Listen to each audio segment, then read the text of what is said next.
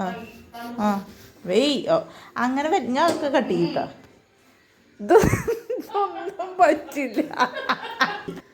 അപ്പോൾ ദേ ഇന്ന് നമ്മൾ കാണാൻ പോണത് ഇത് തന്നെയാണ്, അങ്ങോരുടെ കുറച്ച് പ്രവർത്തനങ്ങളും കാര്യങ്ങളൊക്കെ. അപ്പം ഇന്ന് പുള്ളി കടയിൽ നിന്ന് ഇറങ്ങി കഴിഞ്ഞ് കഴിഞ്ഞപ്പോൾ പുള്ളിക്ക് വല്ലാത്തൊരു വാക്കുകൾ, ഞങ്ങളൊക്കെ ഗർഭവാക്കുകൾ എന്നാണ് പറയുക.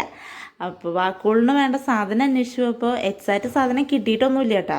അപ്പം മോൻ വന്ന് നോക്കി നോക്കിയിട്ട് ഈ പപ്പ എന്തിട്ടാണ് കാണിക്കണേന്ന് ചോദിച്ചിട്ട്.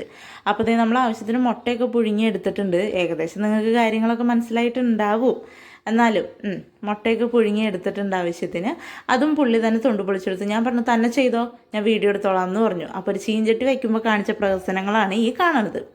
എന്നിട്ട് ദേ ചീഞ്ചട്ടി കത്തിച്ചു, ഇച്ചിരി ഓയിൽ ഒഴിച്ചു. എന്നിട്ട് ചിക്കൻ മസാല അറിയാലോ, മുട്ടയല്ലേ അത് കാരണം കൊണ്ട് ചിക്കൻ മസാല ഇട്ടു. പിന്നെ ആവശ്യത്തിന് ഇച്ചിരി മുളക് പൊടി ഇട്ടു. പിന്നെ അതേ മഞ്ഞപ്പൊടി ഇടാൻ പറഞ്ഞപ്പോൾ ഉള്ള മഞ്ഞപ്പൊടി മൊത്തം വാരിയിട്ടുണ്ട്. അപ്പോൾ ഞാൻ ഇച്ചിരി ഇട്ടാൽ മതി എന്ന് പറഞ്ഞപ്പോൾ ഇച്ചിരി ഇട്ടു. എന്നിട്ട് ദേ ഒരു ഷോയ്ക്ക് ഇച്ചിരി കറിവേപ്പില ഇട്ടു. നിങ്ങൾ ശ്രദ്ധിച്ചിട്ടുണ്ടോയെന്ന് അറിയില്ല, ഇതിനകത്ത് നമ്മളൊരു സാധനം ഇടാൻ വിട്ടുപോയിട്ടുണ്ട്. എന്തെങ്കിലുമൊക്കെ ആവട്ടെ. എന്നിട്ട് ദേ വേഗം മുട്ടയിട്ടു, ഇളക്കി.